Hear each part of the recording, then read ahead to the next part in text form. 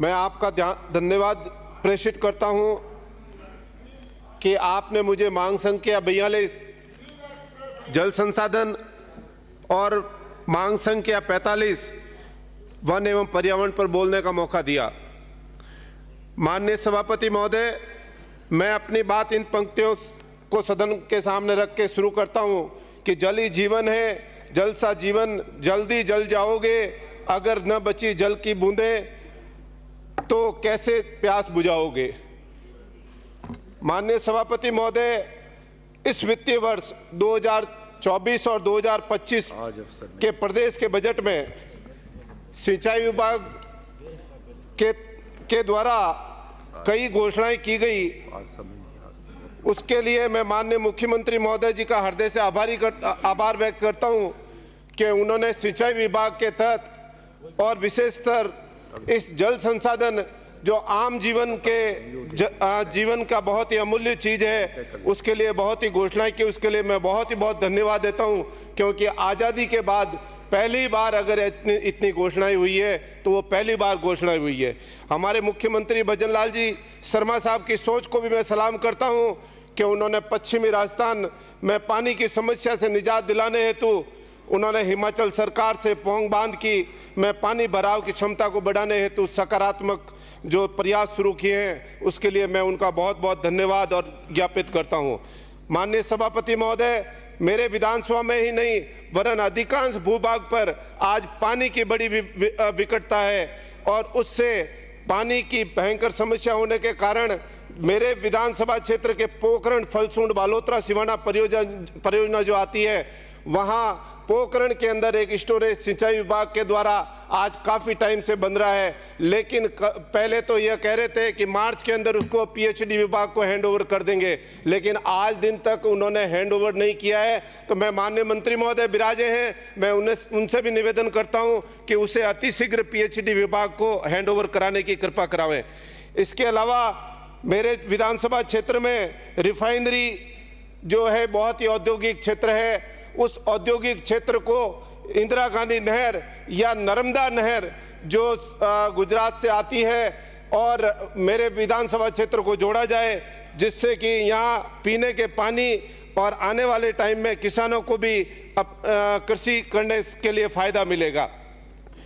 माननीय सभापति महोदय, मैं माननीय मुख्यमंत्री महोदय जी को एक निवेदन करता हूँ आपके मार्फत कि हमारे लूणी नदी के सिलोर, जेठंतरी, कन्नाना, सराणा, बिठूजात, तिलवाड़ा आदि स्थानों पर जीरो बेस के रूप में डैम बना करके माननीय मंत्री महोदय, क्योंकि जीरो बेस जो डैम है वो अगर नदी के अंदर बनता है तो वहाँ पानी की जो बहाव से चला जाता है उसको अपन रोका जा सकता है। माननीय पूर्व प्रधानमंत्री अटल बिहारी वाजपेयी जी के सपने को साकार करने के दृष्टिगत रखते हुए मैं, हमारे यहाँ भीमराज जी भाटी साहब भी बैठे हैं जो पाली के माननीय विधायक महोदय हैं, और हमारे अमीर सिंह जी भी बैठे हैं।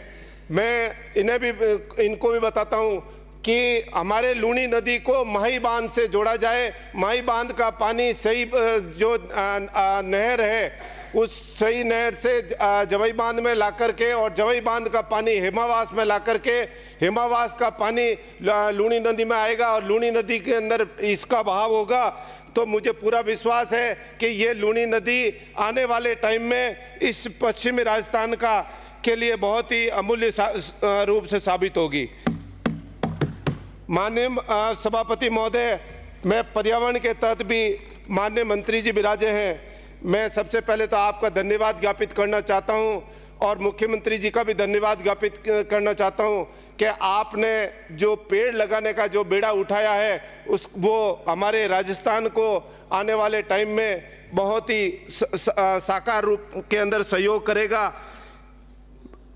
दूसरा, मैं हमारे वन मंत्री जी से कहता हूं कि यहाँ सबसे बड़ी समस्या बबूल के पेड़ की है। जो बबूल का जो पेड़ है वो आम किसानों के लिए फायदेमंद नहीं रहता है, तो इस बबूल के पेड़ को हटाने के लिए एक पूर्व में भी कोई योजना बनी हुई है, उस योजना को आप क्रियान्वित करवाएं। वो बबूल नहीं है सभापति महोदय, विलायती बबूल। विलायती बबूल है, हमारे वहाँ पर बबूल ही बोलते हैं माननीय मंत्री महोदय। और माननीय सदस्य, देसी बबूल और विलायती बबूल में अंतर है वो बता रहे हो। देसी बबूल तो बहुत हमारे यहाँ तो सभापति महोदय बावड़िया ही कहते हैं, वैसे हिंदी के अंदर तो, लेकिन उसको देशी भाषा में बबूल ही कहते हैं। सभापति महोदय उसको जूली फ्लोरा भी बोलते हैं। जूली फ्लोरा। जैसा कि मेरे पूर्व के सदस्यों ने भी कहा है कि इस धरती पर इतने पेड़ लगाए, तो माननीय मंत्री महोदय से भी कहता हूं कि वास्तव में सार्थक रूप से पौधे लगाएं, और वन विभाग के मुझे पूरा विश्वास है आपकी पूरी मॉनिटरिंग होगी। और पेड़ जो है, जिस तरह हमारे कांग्रेसी भाई लोग ये कह रहे हैं कि आपने इस 7 करोड़ जो पौधे, मैं ये कह रहा हूँ अगर आज़ादी के बाद से आपने जितने पौधे लगाए, ये धरती आज तक तो पेड़ से ही अब भरी रहती, अगर वास्तव में पेड़ लग जाते तो ये तो सबसे पहले आपको देखना चाहिए था।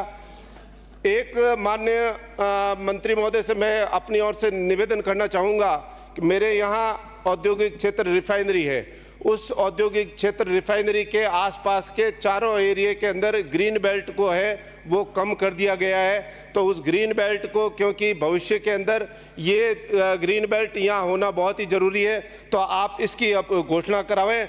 और मेरे विधानसभा क्षेत्र के अंदर बिठूजा, जसोल और बालोतरा में प्रदूषण इकाइयाँ हैं, और प्रदूषण इकाइयों से जो पानी है, इसी तरह जोधपुर से भी गंदा पानी आता है जो डोली और कल्याणपुर अरबा गांव के अंदर आता है। इसी तरह पाली से गंदा पानी जो है नदी, लूनी नदी के अंदर डाला जाता है।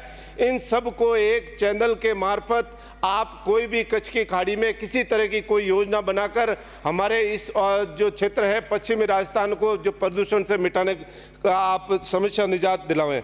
दूसरा, एक मैं अंतिम छोर एक कहूँगा कि जिस तरह अभी कई माननीय सदस्यों ने भी बताया एक पॉलीथीन बैग को लेकर के, तो मैं ये कहता हूं कि माननीय मंत्री महोदय, आप पॉलीथीन बैग को लेकर के प्रदेश के अंदर एक इस तरह की नीति बनाएं, क्योंकि हम सभी ने एक शपथ ली थी अभी कुछ टाइम पहले ही कि पॉलीथीन बैग नहीं रखेंगे, और इस पॉलीथीन बैग को हम हटाने के लिए कोई इस तरह की कोई कारगर योजना बनाएं कि यहाँ एक भी फैक्ट्री राजस्थान में नहीं हो जो पॉलीथीन बैग बनाती हो। यही मैं आपसे निवेदन करूंगा।